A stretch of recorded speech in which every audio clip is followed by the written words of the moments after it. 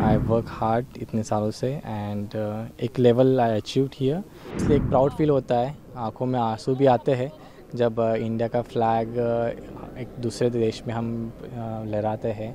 Actually इस बार हमने start किया है तो अभी रुकेंगे नहीं, like shooters, Indian shooting and everyone has supported a lot.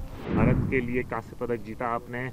आप बताएं what this medal means to you. ये जो मेडल आपने देश के लिए जीता है, तीसरा मेडल है इस ओलंपिक में, what this medal means to you? पहले तो मैं मन्नू और सरबजीत को कॉन्ग्रेट करूँगा क्योंकि उन्होंने मेडल का स्टार्ट किया इंडियन शूटिंग में इस बार।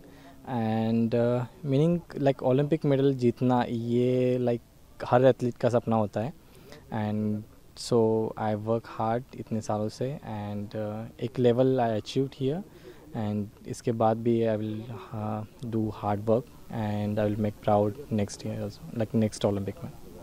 आप अपने प्रोसेस के बारे में बताइए। जो गेम चल रहा था, जब आपका फर्स्ट राउंड हुआ तो आप कल 7th फिनिश किए क्वालिफिकेशन में, फिर आज जब आपका चल रहा था फर्स्ट राउंड हुआ नीलिंग अपना नॉट आप 6th पोजीशन में थे, फिर वहां से आप पोडियम तक पहुंचे। वो सफ़र के बारे में बताइए, कैसा चल रहा था? जब आप पीछे चल रहे तो आपने कैसे अपना काम रखा, कंपोजर रखा और उसके बावजूद भी आप अच्छे से शूट करते रहे? मैंने स्कोरबोर्ड नहीं देखा था, लाइक कौन कितने रैंक पे है, मेरा रैंक क्या है। मैं बस मेरा प्रोसीजर और मेरा जो फॉलो थ्रू है वो सब के ऊपर ध्यान देता गया एंड खुद के ब्रीथ के ऊपर मोस्टली मैंने ध्यान दिया कि मेरी ब्रीथ काम रहे, मेरी बॉडी काम रहे, और वही चीज़ मुझे एक यहाँ लेवल पर लेके आई।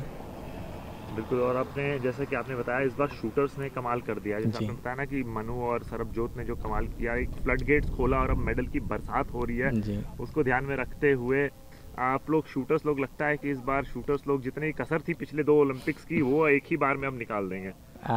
या सर, एक्चुअली इस बार हमने स्टार्ट किया है तो अभी रुकेंगे नहीं, like shooters, Indian shooting and everyone has supported a lot to shooting के लिए, इवन फेडरेशन हो या SAI, their families, athlete, support staff, everyone has supported the shooting team and the athlete. So it's their hard work also and not only athletes hard work. So उसके पीछे काफ़ी लोगों का भी हार्ड वर्क होता है। सो वही thank you to the all India and everyone. जब देश के लिए पोडियम पे चढ़े और देश का राष्ट्रीय ध्वज ऊपर जा रहा था, उस फीलिंग को डिस्क्राइब करिए as an Indian, as a भारतीय। ऑब्वियसली एक प्राउड फील होता है, आंखों में आंसू भी आते हैं जब इंडिया का फ्लैग एक दूसरे देश में हम लहराते हैं, और जब एक अपना नेशनल एंथम चलता है तो जो भी हो, जिस रैंक भी हो, लेकिन जब फ्लैग ऊपर जाता है तो एक अजीब सी अंदर से फीलिंग आती है, जैसे कि हमने इंडिया का नाम ऊंचा कर दिया। आपकी स्टोरी बहुत सिमिलर सुनते हैं ग्रेट महेंद्र सिंह धोनी से। वो भी एज अ टीसी स्टार्ट की, आप भी एज अ टीसी स्टार्ट किए, उन्होंने खड़गपुर में, आपने पुणे तरफ। तो उस जर्नी का बताइए कि वहाँ से चलकर आके देश के लिए मेडल, इस पूरी जर्नी को थोड़ा एक्सप्लेन करिए। और कौन थे आपके रोल मॉडल जिसने आपको शूटिंग में लाने में मदद किया? शूटिंग मतलब क्या है कि मैं बचपन से लाइक पापा ने स्पोर्ट्स में मुझे भर्ती किया था, एंड क्रीड़ा प्रबोधनी जो महाराष्ट्र गवर्नमेंट का एक स्कीम है, तो उसके थ्रू मैं शूटिंग में आया था। एंड उसके वजह से फिर महाराष्ट्र गवर्नमेंट ने जो सपोर्ट किया, एंड उसके बाद शूटिंग में वहाँ पे 6 साल मैंने शूटिंग की, एंड इन नेशनल हो इंटरनेशनल हो कॉम्पिटिशन प्ले किया।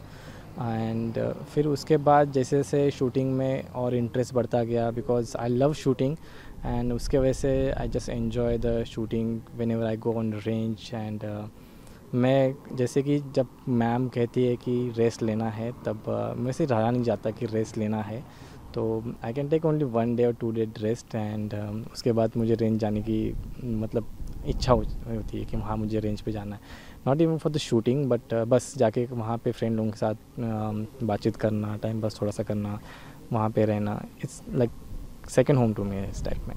किसी को मेडल डेडिकेट करेंगे? India, my family and my supporting staff, everyone, like everyone, yeah.